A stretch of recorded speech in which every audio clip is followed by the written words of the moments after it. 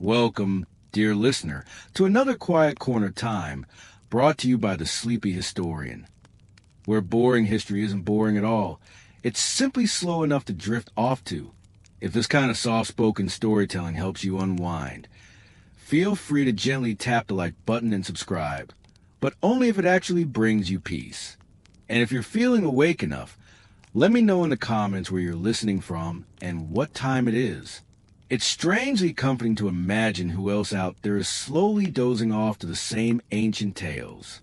So, dim the lights, fluff your pillows, let the candlelight flicker across embroidered velvet, and let the secrets of royal fashion begin to softly unfold. Tonight, we wander into the whispering stone halls of medieval castles, through thick tapestries, long candlelit corridors, and the rustle of heavy gowns trailing across cold stone floors. Our focus? The queens, and more specifically, what on earth they wore. Now, this isn't a fashion show. Not quite, but rather a quiet unraveling of history through silks and sapphires, through embroidery and elegance. You see, every fabric a medieval queen touched, every jeweled pin in her hair, every stitch of gold thread across her bodice, all of it told a story of power, of lineage, of diplomacy, and at times, of rebellion. Did you know that a deep crimson hemline could signal her status? Or that the shimmer of her sleeves might be spun from real gold? It wasn't just about beauty. These choices were strategic. Clothing served as a soft weapon in the quiet wars of influence and perception. Some queens wielded their wardrobes with the same precision others wielded swords. And if you've ever stood in a museum, gazing at a faded gown behind glass, perhaps embroidered with strange animals or delicate vines, you may have wondered, why this pattern? Or, what did this color mean back then? Tonight, we'll answer those quiet questions. We'll learn how queens like Eleanor of Aquitaine didn't just influence politics. They shaped European fashion for generations. We'll uncover how accessories like gloves, belts, and even the placement of jewels acted as a language. And we'll spend time with the tailors, the embroiderers, the silent hands behind the seams, whose anonymous work stitched status into every fold. This is boring history for sleep. This is bedtime relaxation through gentle storytelling. So allow the sounds of medieval courts to settle around you, the slow creak of wooden beams above, the soft murmur of linen skirts on limestone, the hushed clink of jewels in candlelight. We're not in a rush. The story will wait for you. Now let's begin. Imagine yourself standing at the edge of a medieval great hall, the air cool and fragrant with beeswax and aged wood. The light filters in through narrow windows, falling in angled beams across stone floors and woolen tapestries. At the far end of the room, a queen moves slowly toward her throne. But before you even see her face, you see her garments. In the Middle Ages, before a word was spoken, fabric spoke for you. The material draped around a queen's shoulders was more than just decoration. It was a proclamation. Silk, imported at great cost through winding trade routes from Byzantium or even further east, shimmered with a softness that no wool or linen could match. It whispered of diplomacy and opulence. Velvet, thick and lush, didn't merely warm the skin. It padded prestige. It announced wealth to anyone within sight. Now imagine for a moment a queen's cloak made of deep crimson velvet, edged with fur from the rare stoat, known as ermine. This was not simply warmth. This was symbolism. In the court's unspoken language, ermine was purity. Crimson signaled royalty. To wear both was to declare, I am sacred and sovereign. Most people in medieval Europe, especially peasants, would live and die without ever touching such cloth. Their garments were homespun, simple, functional, linen and coarse wool. But queens? Queens wore the world. Across the medieval period, as trade expanded and crusades connected faraway lands, new fabrics arrived in Europe. Damask from Damascus, brocade from Byzantium, and cloth of gold, literally woven with metallic threads. These weren't simply purchases. They were prizes. A roll of silk could represent alliances with Venice or Constantinople. And once in the royal tailor's hands, these precious bolts were transformed into gowns heavy with meaning. But it wasn't just the fabric, it was how much of it. Sumptuary laws across Europe actually tried to restrict how much fabric could be used in a gown's train. Imagine that. A queen's influence measured by the length of her hem. In one English court, the rule stated that no train could trail more than 2 feet behind a noblewoman, unless she was of royal birth. Queens then glided across polished stone with trailing silks, their movement slow and ceremonial. Gold thread, a marvel in itself, was often couched onto fabric, that is, laid flat and stitched down instead of sewn like normal thread. Why? Because it was actual gold, hammered into thin strands and wound around silk cores, too precious to waste with full stitches. When sunlight or candlelight hit such embroidery, it flickered like fire, a visual echo of divine right. And yet, even within wealth, fashion moved. Early medieval queens, such as in Carolingian court, wore tunic-style garments, modest and layered. By the 12th and 13th centuries, more fitted gowns emerged. And in the later Middle Ages, sleeves flared like wings, collars rose like towers, and layered surcoats created rich silhouettes that echoed architecture itself. Each transition marked more than a shift in taste. It reflected the currents of history. Increased trade, shifts in court culture, rising competition among noble houses. To the modern eye, it may seem ornamental, but in its time, a queen's attire was her armor, her robe, her shield, her colors, her crest. No thread was random. No drape was accidental. Even when queens wore mourning black, that, too, was a message. In an age where colored dyes were laboriously extracted from crushed insects, rare plants, and costly minerals, every hue bore weight. Blue, the color of piety, was sourced from lapis lazuli. Green, for fertility. And purple, oh, purple, so difficult to produce that only the richest could wear it. A queen in purple stood apart, almost sacred, touched by imperial tradition. So, next time you imagine a medieval queen, don't just picture the crown. See the fabric that holds her story. Let the folds of silk whisper her rank. Let the embroidery sing her alliances. Let the colors hint at what she was trying to say, without ever uttering a word. And remember, for those who live by image impression, the cloth was the message. Imagine yourself once again, not as a queen this time, but as a guest at court, perhaps a foreign noble or a curious courtier, attending a feast beneath soaring arches and flickering torchlight. The moment you enter the great hall, your eyes are drawn not to the food or the music, but to the vibrancy of color that envelopes the room. Each hue is more than a personal preference. Each garment is a coded message. In medieval society, color was currency, symbolism, and power stitched into fabric. To wear a certain color was not simply to wear something pleasing. It was to align yourself with meaning, tradition, and often law. This is a spectrum of status, painted not with brushstrokes, but with dyed silk and velvet.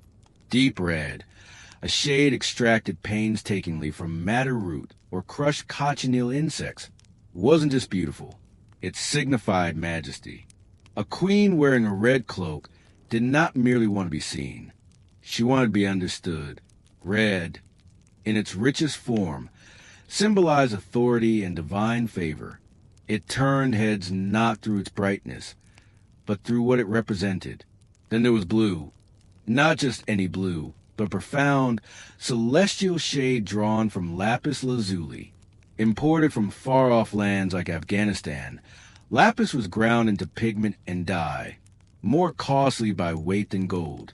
In religious iconography, the Virgin Mary was often depicted in blue, and so too did queens wear it to signal piety, wisdom, and sanctity. Blue was serene, spiritual, and regal. Green, in contrast, was a color of fertility, freshness, and youth. Often associated with springtime and renewal, green garments were particularly popular in courtly love poetry and among younger royals. A queen in green might be celebrating a birth or emphasizing her role as mother and nurturer to her people. White, too, held meaning, not just as a symbol of purity, but as a display of wealth. In an age before modern laundering, maintaining a pristine white garment was a privilege reserved for those with servants, resources, and indoor lifestyles. To wear white was the signal you didn't have to work. But perhaps no color held more mystique than purple. In Roman times, Tyrian purple, extracted from thousands of sea snails, had been reserved for emperors. That reverence carried into the Middle Ages. Though true Tyrian purple was rare by then, rich violet hues still retained their imperial legacy. To wear purple was to echo the ancient line of rulers, to whisper, perhaps, of divine blood. And these colors weren't applied casually. Dyes were expensive, the process labor-intensive. The knowledge of mixing and setting dyes was guarded like alchemy. Fabric was soaked, dried, and soaked again in vats of plant matter, minerals, or animal-based substances, some pungent and unpleasant to work with.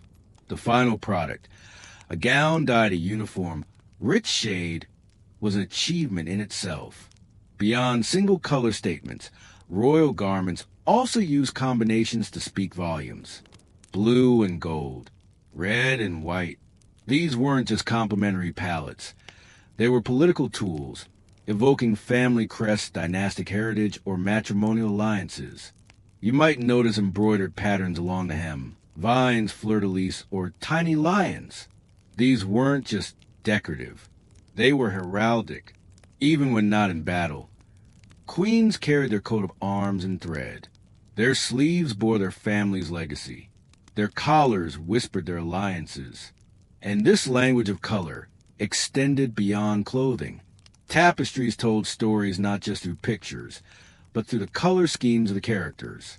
Seals and manuscripts used ink and color to convey rank. Even the stained glass in court chapels echoed these associations. Robes of saints in blue and red. Thrones flanked by violet curtains, halos in gold leaf. What one wore and how one wore it could determine where one stood in court, both literally and figuratively. And for queens, this was especially crucial. She was often watched, her appearance dissected not just by her courtiers, but by emissaries, nobles, and foreign visitors. Her clothing became part of diplomacy, part of ritual, part of the message the crown wished to send. And in that message, there was no room for mistakes.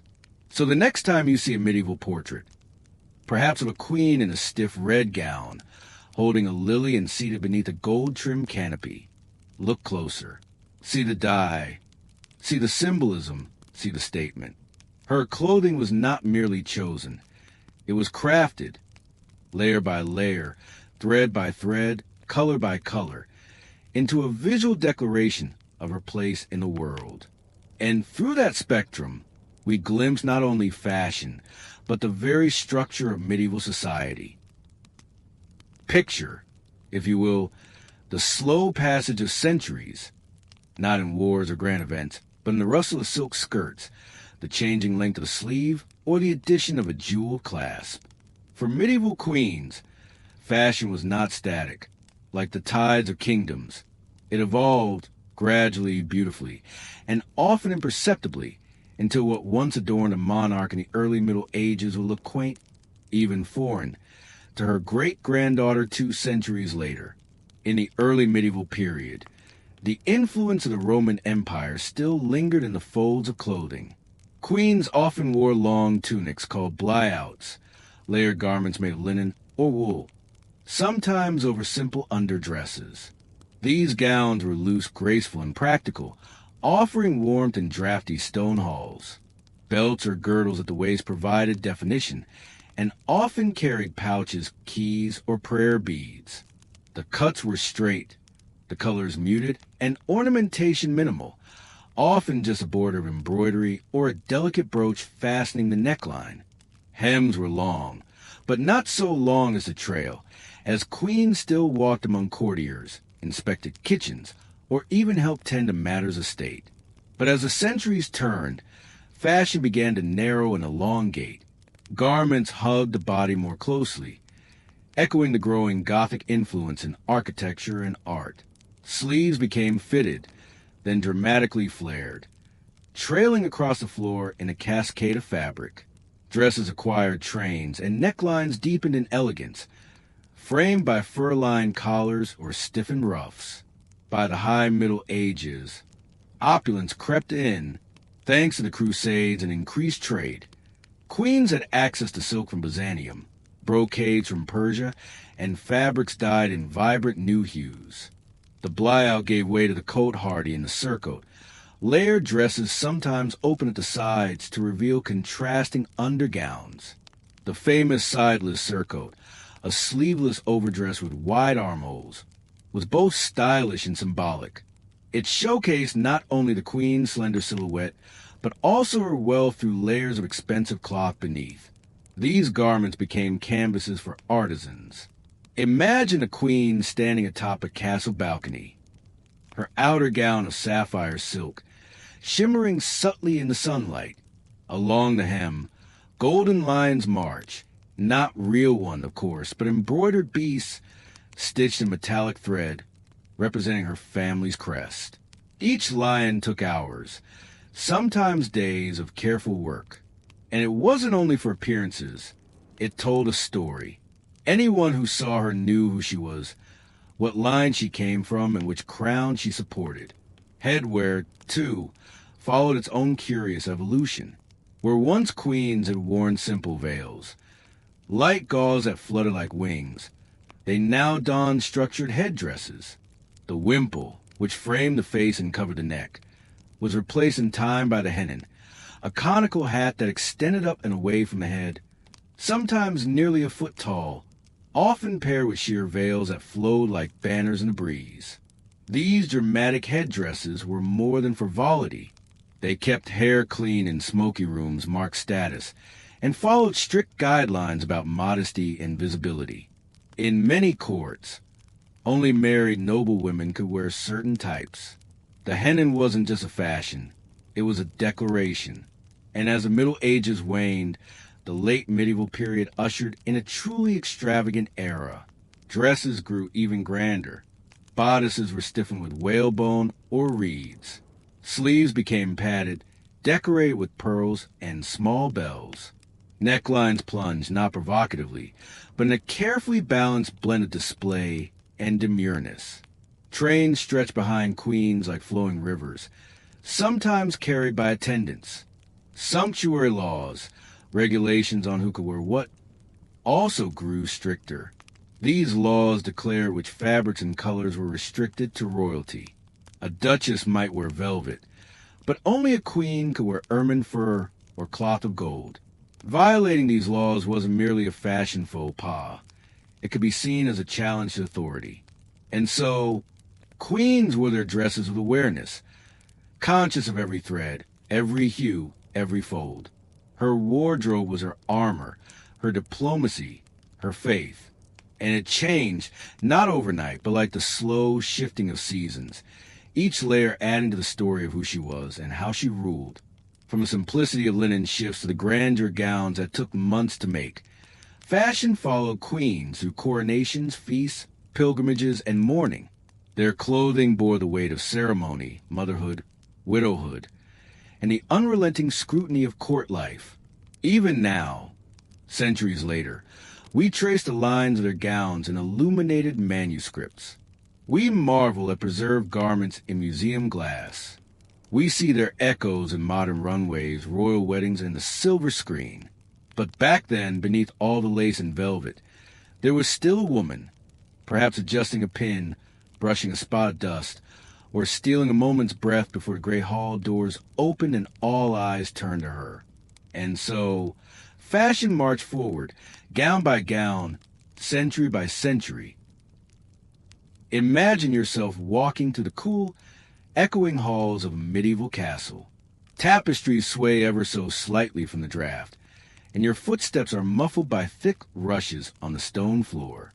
In a great chamber at the heart of the royal residence, a queen sits not in solitude, but in subtle radiance, and it is not her gown alone that commands attention. Upon her brow, her neck, her hands, and her wrists shimmer traces of light, carefully placed reflections of wealth, faith, and lineage. These were not mere ornaments. These were messages, told in gold and gem, for all who had eyes to see. Jewelry in the medieval period was not created merely to please the eye. For queens, every item had meaning, and every meaning had weight. The crown was, of course, the most potent of all. More than a symbol of rulership, it was the visible expression of divine right. A queen's crown, smaller, more delicately adorned than a king's, often bore religious symbols, like crosses or fleur-de-lis, and was sometimes lined with ermine to signify purity and authority. The very act of donning a crown, even a modest coronet at a feast or procession, was a reaffirmation of status and sacred duty. But jewelry extended far beyond this singular object. Necklaces, often formed to link medallions or set with precious stones like sapphires and rubies, carried symbolic weight. A sapphire represented not just wealth, but piety and wisdom. A ruby might be chosen for its association with power or protection. Some queens wore necklaces bearing pendants of saints or relics of the Holy Cross, statements of devotion that also protected the wearer in times of childbirth or travel. Rings held personal and political importance. A queen's signet ring might bear her family crest or motto, use to seal letters and decrees with a wax stamp. Some rings were worn not for beauty, but for the healing power believed to reside in certain stones.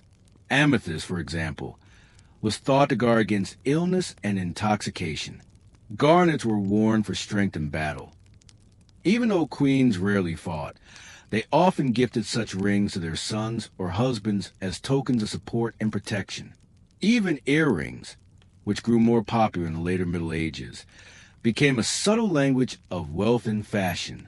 While early medieval styles shied away from exposed ears, later queens wore pearl drops or delicate gold hoops, often as part of a broader ensemble coordinated with their gown's embroidery. One of the most revealing types of jewelry was the brooch, worn at the throat or shoulder, used to fasten cloaks or veils. Brooches varied in design, from simple discs to intricate filigree, and they told stories, religious narratives, scenes of saints, or heraldic symbols passed through generations. To see a queen's brooch was to glimpse the lineage she carried, the alliances she honored, and the dynasty she protected. And there were girdles, elaborate belts worn over gowns, often studded with gems and hung with chains, keys, or symbolic pendants. Some girdles bore engraved prayers or charms, believed to safeguard fertility and ensure a safe pregnancy.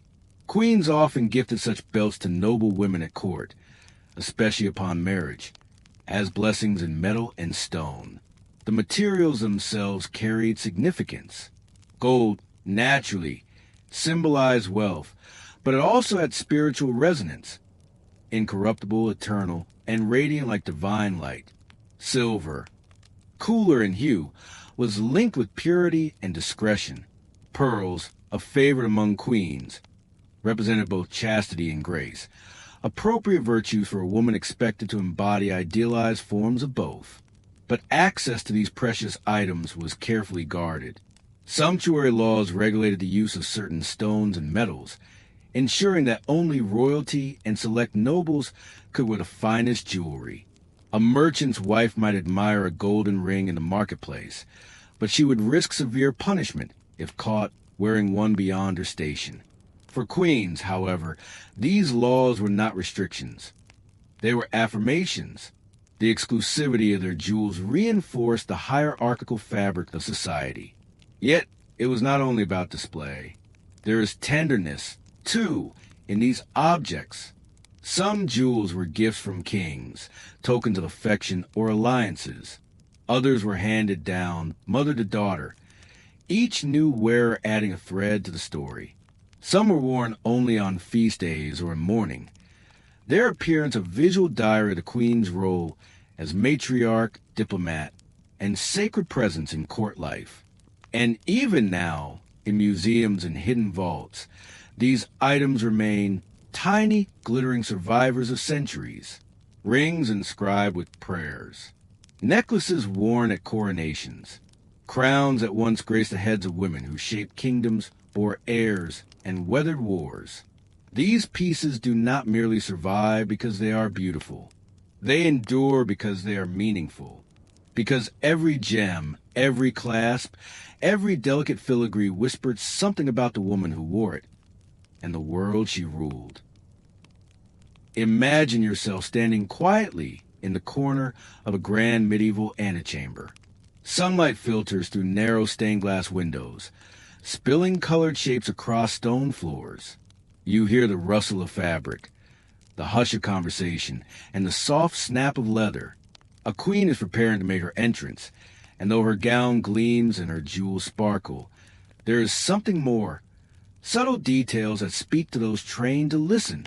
A belt clasped at her waist, gloves tucked just so into her palm, a fan dangling lightly from her wrist. These are her accessories, quiet, refined, and steeped in meaning. In the world of medieval fashion, accessories were not mere embellishments. They were symbols, tools, even silent statements of identity, wealth, and power. To wear them was to participate in a rich visual language, one that communicated rank, faith, readiness, and intention without a single word spoken. Let's begin with belts, also known as girdles. For a medieval queen, a belt was not simply decorative. It served a structural purpose, gathering layers of fabric and defining the body silhouette, but also functioned symbolically. Belts studded with gems or embroidery often featured religious inscriptions, or even small containers for holding holy relics. Some included hanging keys, denoting the queen's dominion over domestic space and royal treasuries. A belt material and weight could also indicate occasion. Slim woven silk for daily use, ornate chain-link silver or gold for formal processions. Gloves, though sometimes overlooked, were deeply significant. A queen's gloves were often made from fine kid leather, velvet, or richly embroidered cloth. More than warmth or fashion, gloves conveyed dignity and spiritual cleanliness. In coronation rituals, gloves were donned before the queen received sacred regalia, signifying her readiness to govern with pure hands. To offer a glove to someone, even ceremonially, could symbolize favor or command. Many gloves were perfumed, a small detail, but one that left a gentle reminder of presence as a queen passed through the hall. Then there were fans, not yet the folding kind familiar from later centuries, but rather small, feathered tools held gracefully or attached to girdles by silk cords. Fans served both practical and symbolic purposes. In hot or crowded courts, they helped queens maintain composure and grace. But beyond cooling, the fan was a gesture of elegance. Its movement, slow, deliberate, became part of a queen's body language, a dance of discretion and poise. It is even said that some fans were gifted between noble women as tokens of sisterhood and secret alliance. Veils, too, were layered with meaning. A queen rarely appeared in public with her hair uncovered. Whether sheer linen or heavier brocade, veils conveyed modesty, chastity, and spiritual authority. The way a veil was draped, tightly wound or softly falling, reflected both the occasion and the personal style of the queen. And in certain contexts, a veil could signal mourning, humility, or reverence. To lift one's veil, even slightly, was an intimate gesture, allowed only in the company of trusted kin or clergy. Consider purses and small pouches, worn at the hip or hidden within fold of a gown. These held more than coin. They carried rings, herbs, tiny devotional books, or even secret messages. Some purses were embroidered with symbols of protection or love, stitched with the care of handmaids or court artisans.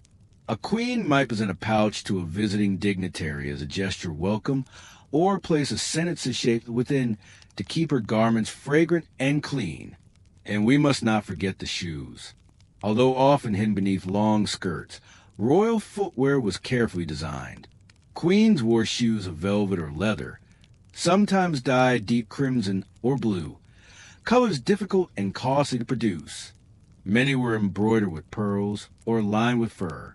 Shoes signaled occasion as much as style, flat and simple for everyday movement within the palace, elevated and ornate for ceremonies, processions, and banquets.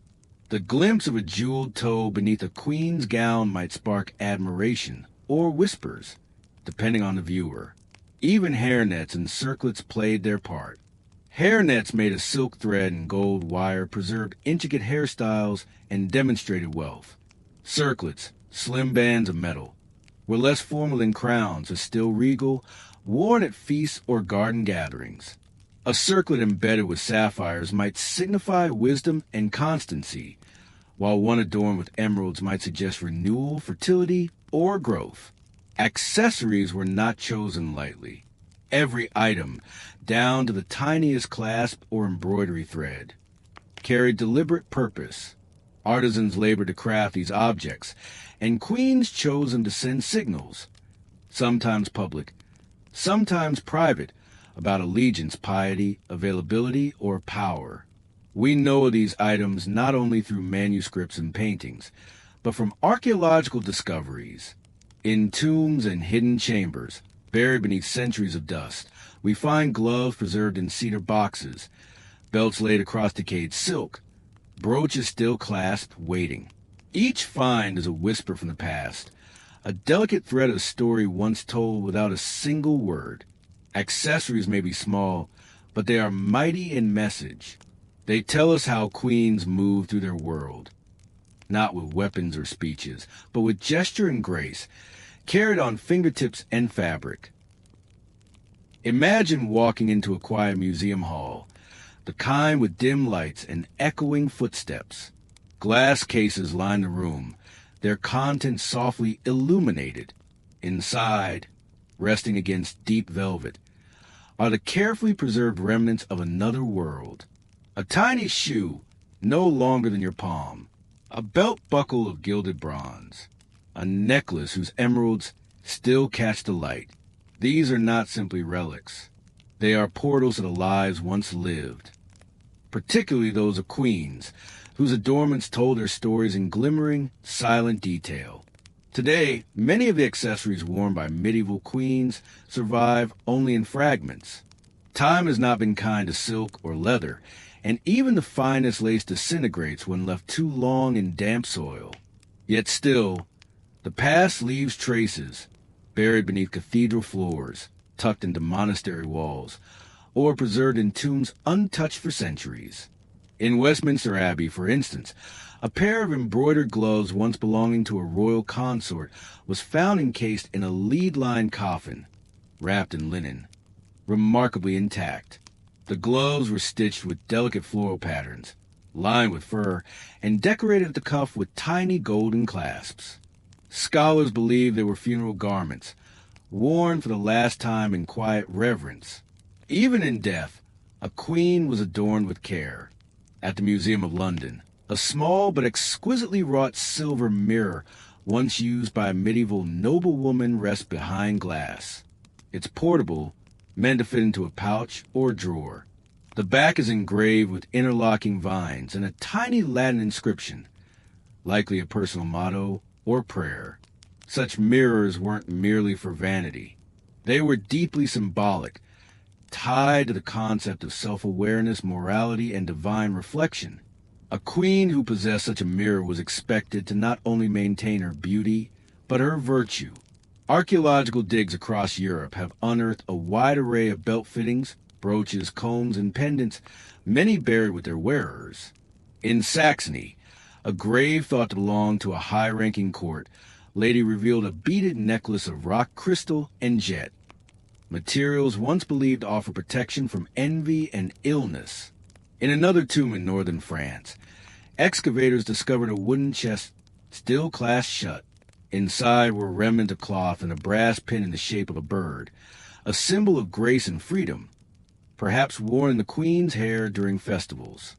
It is in these quiet moments, standing before a glass case, holding your breath as you peer faded embroidery, that history feels most alive.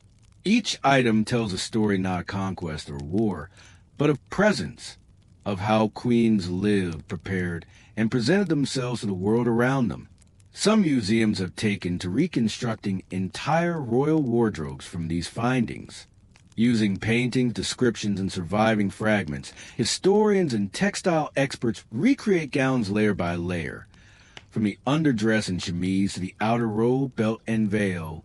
In these reconstructions, viewers can finally grasp the sheer weight of a queen's ensemble, not just in physical fabric, but in symbolism. A gown may weigh 10 pounds. Its meaning, far more. Many of these reconstructions appear in interactive exhibits. In Vienna, a digital display allows visitors to dress a virtual queen, choosing from various accessories and styles typical of the 13th to 15th centuries. With each change, a narration explains the significance. You have chosen blue, a color of piety, or this belt style was worn only by women of noble birth. It's a quiet form of education, guided not by textbooks, but by texture and hue. Beyond museums, manuscripts and paintings offer glimpses into the everyday wear queens. The illuminated margins of prayer books often depict women at prayer or in repose, their accessories clearly illustrated in miniature detail. Ivory combs, bejeweled clasps, and silk girdles. These illuminations, though idealized, were drawn from life. Artists captured not only the grandeur, but the intimate customs of courtly fashion. Modern historians even consult household inventories and dowry lists, which recorded every item a queen brought with her into marriage, from silver needle cases to amber rings. These documents, meticulously kept, reveal just how valuable accessories were and how much attention was paid to their curation and care. And yet, for all we've uncovered, much remains hidden. Many accessories have returned to the earth, lost to decay, fire, or plunder. Others were passed quietly from queen to daughter, hidden in the seams of gowns, or melted down to fund wars and debts. Still, what endures gives us a tactile link to the past. There's something remarkably personal about seeing a queen's ring or clasp. Unlike armor or crown jewels, which often feel distant and ceremonial, these smaller items feel human. They remind us that beneath layers of ritual and status, royal women live their lives much like anyone else. One clasp, one ribbon, one perfumed glove at a time. These fragments whisper across the centuries, inviting us not to witness glory or triumph, but to pause, to look closely, and to imagine the gentle rhythm of preparation, the soft rustle of silk, the glint of gold in candlelight. And in doing so, they remind us that history is not just grand, it is intimate. Imagine a queen standing at the top of a grand stone staircase, her dress, flowing in rich folds of crimson and gold, cascades around her feet like a banner. Courtiers gather below, the sound of murmuring voices and rustling fabrics echoing off high vaulted ceilings. In this moment, every eye is on her, not because of what she says, but because of what she wears. Throughout the medieval era, queens used fashion as a language of power. Before a single word was spoken in court, a message had already been delivered through the weight of silk, the shimmer of jewels, and the careful selection of color and cut. A queen's wardrobe wasn't just personal attire. It was a statement. To her husband, her people, her enemies, and to foreign visitors. Her clothing broadcasted wealth, legitimacy, alliances, religious devotion, and even fertility, all wrapped in a velvet gown or embroidered surcoat. Let's begin with color, perhaps the most instantly symbolic element. Rich hues like deep crimson, imperial purple, and shimmering gold were not merely decorative. These pigments were rare, expensive, and reserved for the elite. Purple, for example, required thousands of mollusks to create even a small amount of dye. To wear purple was to literally wrap oneself in wealth. It said, "I am untouchable." In contrast, blue, particularly a pale or cerulean shade, signaled piety and devotion to the Virgin Mary. Queens often chose blue gowns when appearing at religious ceremonies or on holy days, subtly aligning themselves with divine favor. Material was equally powerful. A gown woven with threads of gold was not just an extravagant choice. It was a political message. The very existence of such a garment demonstrated the queen's access to luxury, her kingdom's trade routes, and the wealth of her dowry or realm. In some cases, the gold threads were real, painstakingly spun from beaten metal and threaded to the fabric with silk. These garments were not made for comfort or ease of movement. They were made to dazzle. Then there was symbolism in embroidery and pattern. A queen's robe might bear motifs of lions, eagles, or fleur-de-lis, all carefully chosen for what they represented. Lions for courage and royal lineage, eagles for divine power, the fleur-de-lis for purity and dynastic legitimacy. These symbols could subtly reinforce the queen's rightful place at court or challenge her rivals without a single spoken accusation. In some cases, fashion was used to announce alliance or assert dominance. When Eleanor of Aquitaine, one of medieval Europe's most powerful queens, traveled between kingdoms, she wore garments crafted to reflect both her birthright and her marital ties.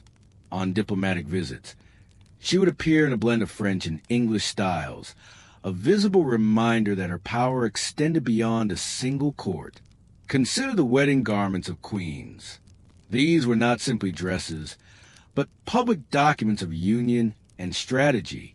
Gowns were often designed to incorporate the heraldry of both the bride's and groom's families, with colors and emblems split or merged along the seams.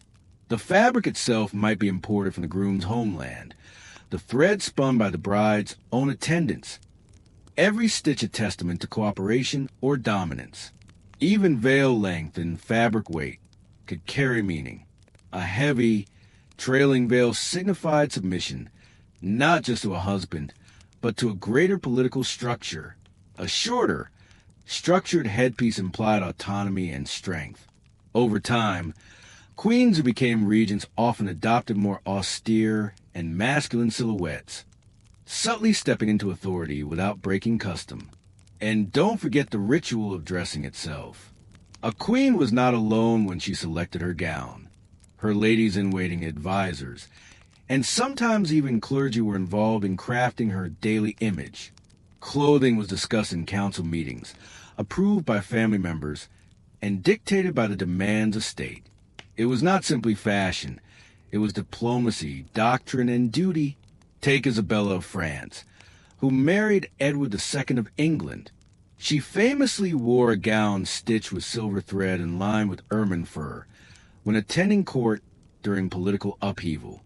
Her appearance, regal, composed, and shimmering in winter light, helped rally support during a time of uncertainty. The message was clear. The queen remains strong, even if the king does not. In private, queens had simpler garments, woolen dresses for cold mornings, linen shifts for sleeping. But in public, fashion was armor. It was strategy wrapped in silk. Every brooch and hemline told a story. And yet, fashion's power was double-edged. A misstep could spark scandal. A gown too revealing might invite whispers.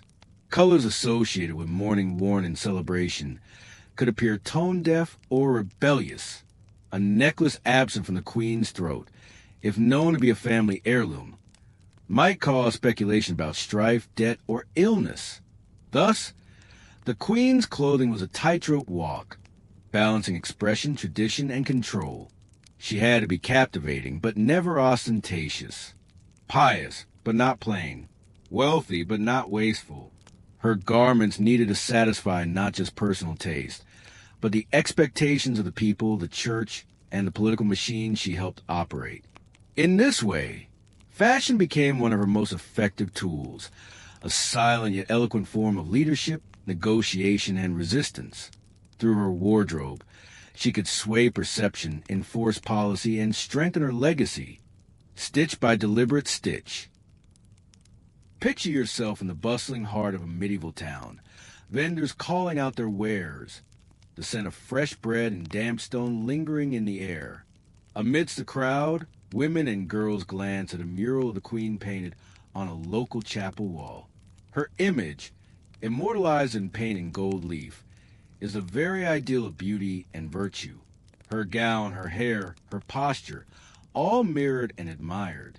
In the medieval world, queens were more than monarchs. They were symbols, fashioned into icons by the artists, poets, and clergy of their time.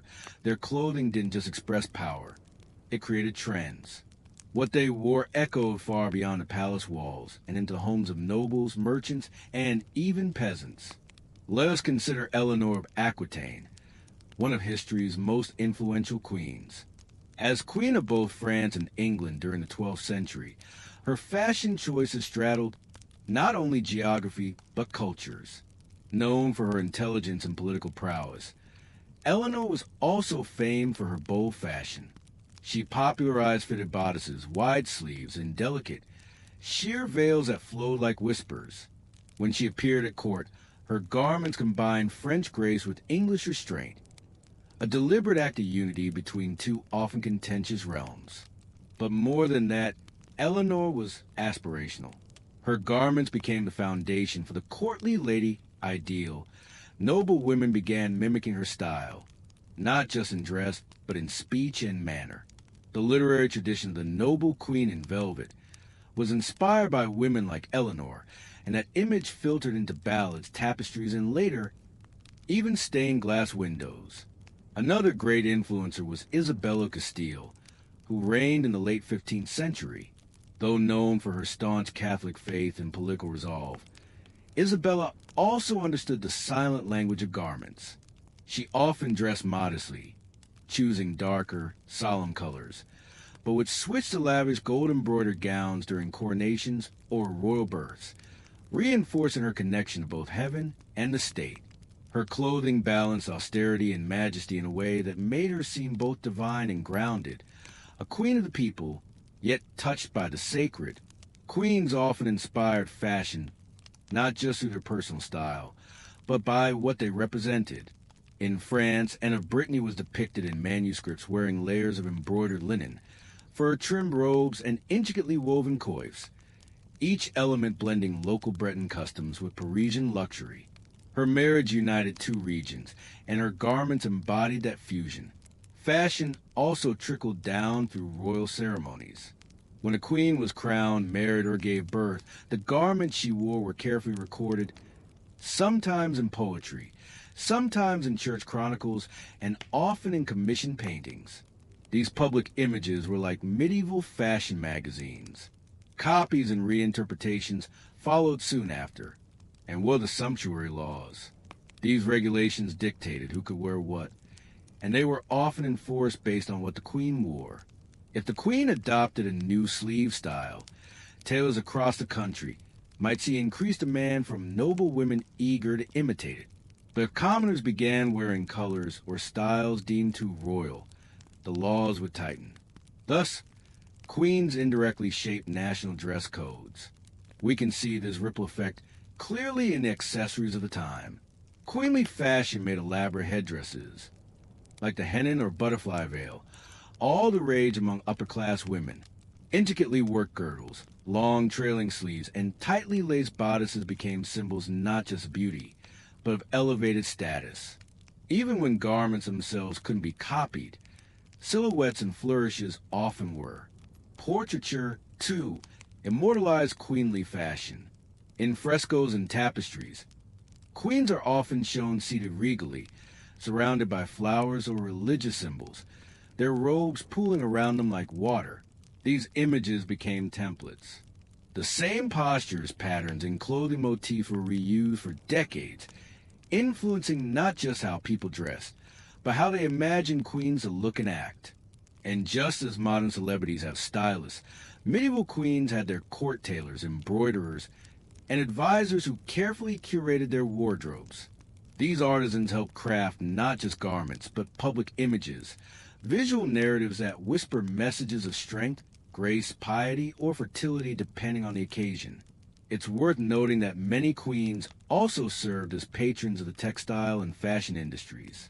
Their commission supported entire workshops, from weavers and spinners to goldsmiths and jewelers. Some queens even had their own dedicated embroidery rooms, where noble women gathered to stitch together political symbols into silk wall hangings and garments, blurring the lines between art, labor, and power. In time, these queens became fashion myths. Long after their deaths, their styles continued to appear in manuscripts and ceremonial dress. The idea of a royal look, a blend of dignity, opulence, and sacred femininity, became standard, and modern fashion still echoes it in wedding gowns, red carpet designs, and regal branding. So when we look at a queen's dress in a museum, heavy with gold thread, embroidered with heraldic emblems, perhaps lined with fur, we're not just looking at fashion. We're seeing a living symbol, one that shaped language, politics, art, and aspiration. A queen was never just a woman in fine clothes. She was an image, styled with purpose, worn with authority, and remembered through centuries of imitation. Imagine a hall filled with flickering torchlight, the gentle rustle of fabric echoing through the stone chamber. A queen glides past, her robe trailing behind her like a silent shadow, embroidered with symbols of her realm. Each step she takes is a silent declaration of lineage, authority, and the era in which she lives. Fashion in the medieval world was far more than personal expression. Especially in the case of queens, it served as a mirror, quietly reflecting the values, struggles, and aspirations of society that surrounded them. In the early Middle Ages, royal fashion emphasized simplicity. Gowns were long and flowing, made of undyed wool or linen, and accessories were minimal. This reflected a world still rebuilding from the collapse of the Roman Empire, a world where scarcity and modesty were valued, even among the elite. Queens wore veils and cloaks that signified piety more than luxury, and garments often echoed monastic designs. But as trade expanded and prosperity grew, so too did fashion evolve. By the 12th and 13th centuries, the queen's wardrobe became a silent testament to a changing world. Trade routes from the Middle East and Asia brought silks, exotic dyes, and fine jewels into Europe. This explosion of material wealth led to a growing taste for luxury, especially among the elite. And who better to model this than the queen? Consider, for example, the shift in dress structure. Early gowns had wide, unshaped silhouettes. Later, gowns became more tailored, bodices tightened, sleeves elongated, and skirts layered. These changes coincided with the rise of the merchant class, who brought new materials and new wealth into cities. As society became more complex, so did the garments that represented it. A queen's clothing also reflected the growing importance of image and ceremony in medieval life. Court life became increasingly theatrical, with processions, banquets, and ceremonies requiring specific wardrobes. A queen might don crimson trimmed with ermine for a feast day, then appear in shimmering blue for a coronation. Each appearance was carefully choreographed to communicate loyalty, sanctity, or political allegiance. But fashion also revealed tension. As noble women and wealthy merchants began adopting styles once reserved for royalty, the line between classes blurred.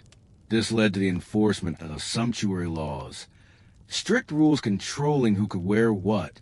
These laws were less about fabric and more about preserving hierarchy. For queens, this meant their fashion had to evolve once again, subtly shifting toward more exclusive materials, rarer dyes, and symbols of divine right. During the 14th century, especially in France and England, fashion became more personalized. Queens began commissioning garments that included family crests, religious iconography, and even woven prayers. These custom garments turned the queen's body into a living tapestry of meaning, a sacred canvas draped in identity.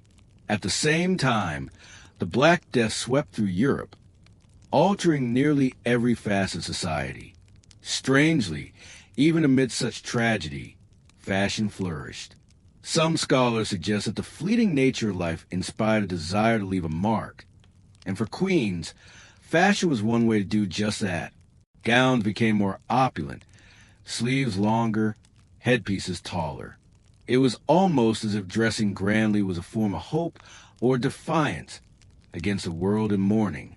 In the later medieval period, the development of tailoring guilds and textile industries allowed more experimentation in cut and design. Queens no longer wore only imported luxury. They also supported local craftsmanship. This shift reflected the broader transformation of the medieval economy from feudalism toward early capitalism.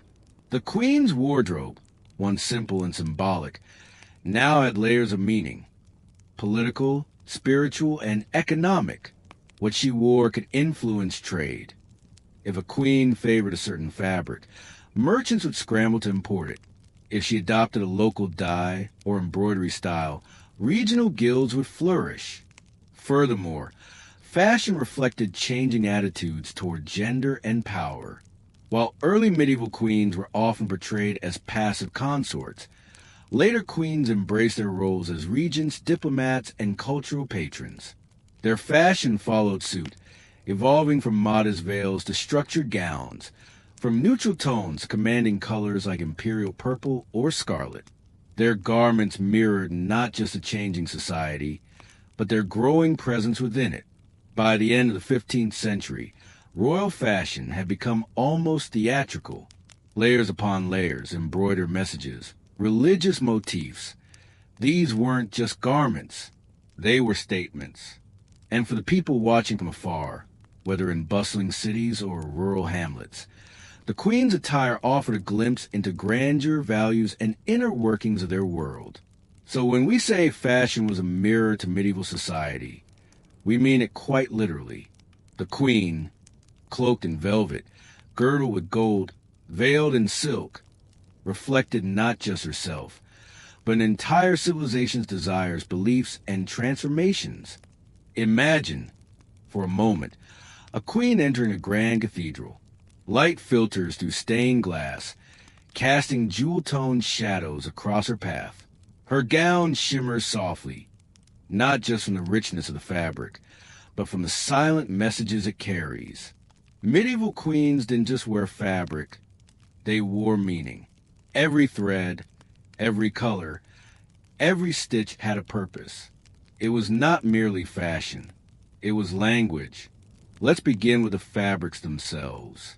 Silk, the most prized material, came from distant lands, most notably China, Persia, and later Byzantium. A queen's access to silk garments immediately conveyed her realm's wealth and far-reaching connections. Velvet, rich and textured, began appearing in royal wardrobes by the late 13th century. It was notoriously expensive to produce and difficult to dye evenly, making it a symbol of meticulous craftsmanship and exclusivity. But it wasn't just the type of fabric, it was what was woven into it. Heraldic symbols were common on royal attire, especially during official ceremonies. These symbols, lions, eagles, fleurs-de-lis, and more, were not just decorations. They spoke of alliances, dynasties, and ancestral claims. A lion embroidered on a sleeve might indicate the queen's marriage into a powerful house.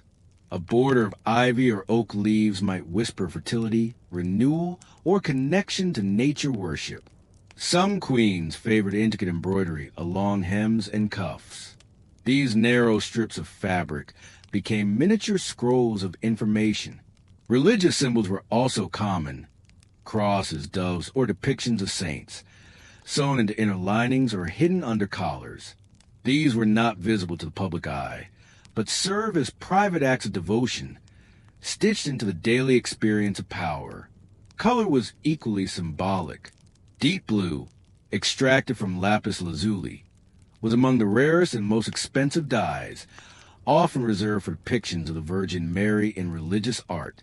When a queen wore blue, especially in religious contexts, It suggested divine purity and favor.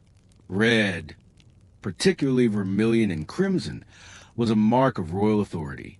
Derived from cochineal or Kermes insects, these dyes required thousands of creatures for even a small batch.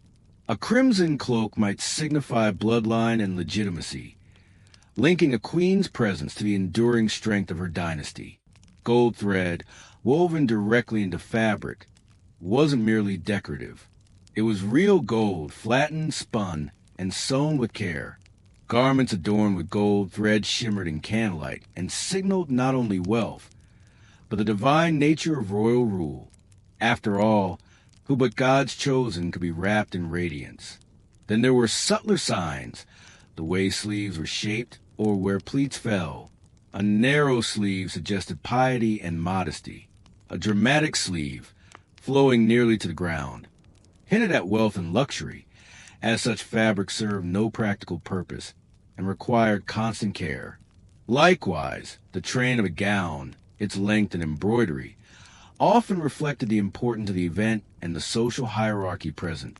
Many garments included hidden linings of fur, often miniver, a white fur lined with gray. This fur, seen only when sleeves were lifted or cloaks opened, conveyed discreet luxury. It whispered rather than shouted about status. In some cases, queens even wore coded imagery, stylized flowers, animals, or geometric motifs that reference family crests, political allegiances, or personal beliefs. A repeating rose pattern might signal ties to the House of Lancaster. A string of stars could suggest celestial favor or astrological guidance, popular notions in late medieval courts. Let's not forget the role of seasonal fabric choices. In summer, lightweight linens might be embroidered with floral designs, daisies for innocence, violets for loyalty. In winter, heavier brocades featuring holly, ivy, or pomegranate motifs were common, referencing eternal life and fruitfulness. And finally, we must look at the garments worn beneath. The chemise or underdress was often made of fine linen. While unseen, queens had theirs embroidered with prayers, blessings, or protective symbols. These were garments of intimacy, not meant to impress, but to safeguard. In moments of solitude, such as prayer or childbirth, these hidden embellishments became a quiet source of strength. All of this, the symbols, the fabric, the threads, formed a visual vocabulary. For a queen, being seen was never accidental. Her appearance was curated, thoughtful, and dense with meaning. At a glance, a viewer might notice a beautiful gown, but with a trained eye, one could read her entire political stance, family background, religious affiliation, and message of the day, all without a single word spoken. So next time you look at a medieval portrait or museum display, remember, those gowns were not just relics of beauty. They were manuscripts in thread, telling stories stitched across centuries. They held secrets, ones meant to be seen, understood, and remembered. Imagine a quiet morning in a medieval palace. The scent of beeswax candles hangs in the air. In a sunlit corner of the queen's private quarters, a seamstress threads her needle with steady hands, ready to begin another day's work on a royal garment. Fashion, especially in the life of a queen, was never a solitary act. Behind every gown, every accessory, every shimmering detail, was a network of skilled artisans and court personnel, each playing a role in crafting the royal image. These people didn't simply follow orders. They were artists, designers, and interpreters of power, all working behind the scenes. Let's start with the tailors and dressmakers, or as they were more commonly known, mantua makers and seamsters. Some worked within the royal household, while others belonged to respected city guilds and were summoned when needed. These specialists knew more than how to cut and stitch. They understood the nuances of court symbolism, the weight of protocol, and the expectations tied to every stitch. A misplaced color or motif might not just be a fashion error. It could be a political faux pas. Next came the embroiderers, whose needles moved with extraordinary precision. They specialized in embellishments that transformed a fine garment into something regal. Their work might include intricate vines crawling up a sleeve, tiny gold suns stitched into a bodice, or scenes from mythology carefully rendered in silk. Some embroidery workshops were staffed almost entirely by women, noble women themselves at times, who saw this as both an art form and a spiritual practice. Jewelry designers and goldsmiths also played a vital role. Crowns, tiaras, brooches, and necklaces were not only decorative, they were engineered for symbolism.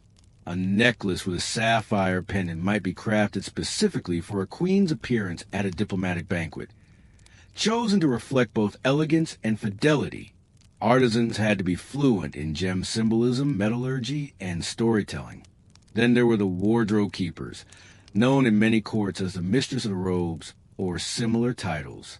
These women, often of noble birth, were entrusted with managing the queen's garments, recording, maintaining, and preparing them for every occasion.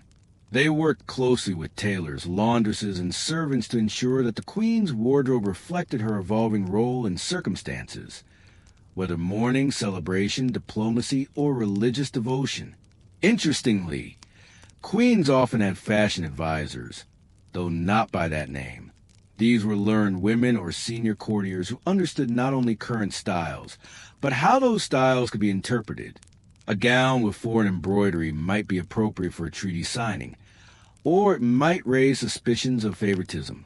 These advisors were masters of subtlety. In some courts, special rooms were set aside for garment preparation, spaces known as robing chambers or dress halls. Inside, tailors and embroiderers worked under candlelight, surrounded by bolts of imported fabric, trays of pearls, and delicate scissors. Imagine the soft rustle of fabric as it unfurled, the quiet murmurs of collaboration, the scent of lavender sachets tucked between garments to ward off moths. Many garments were seasonal or ceremonial, worn only once or twice. Afterward, they were carefully stored, altered for future use, or gifted to noble women or the church. Some gowns were dismantled and reworked, precious trims and panels repurposed for new garments or altar cloths. A queen's wardrobe was also an archive of her life. Recorded in household accounts, detailed lists described each item. A kirtle of blue silk embroidered with swans, or a cloak lined with sable and bordered in gold. These entries weren't just inventories. They were history, written in thread and cloth. It's important to remember that these court artisans lived complex lives of their own. While they held no titles, many gained favor and prestige for their work. Some became trusted confidants. Others passed down their knowledge to daughters and apprentices, forming family legacies of craftsmanship.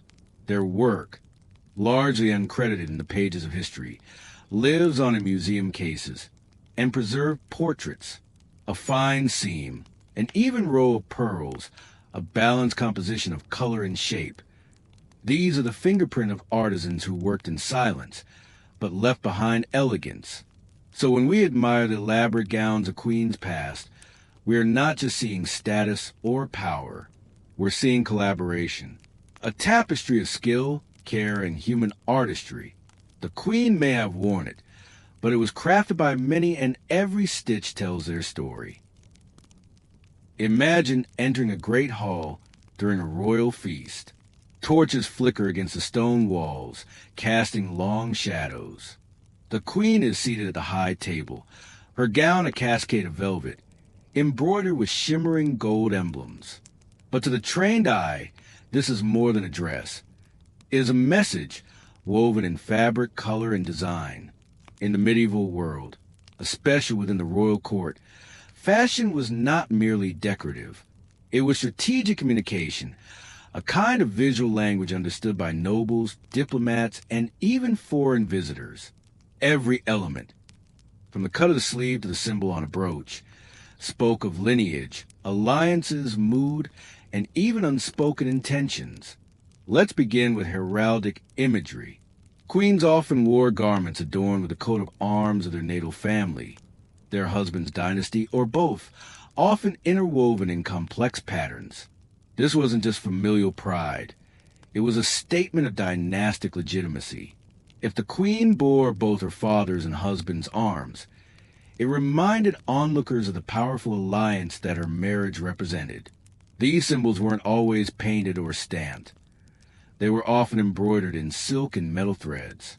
A lion, a fleur-de-lis, or a swan might be stitched onto a sleeve or cloak, creating a silent proclamation of identity and power. Observers would have known exactly what each motif meant, and what alliances or claims they might imply.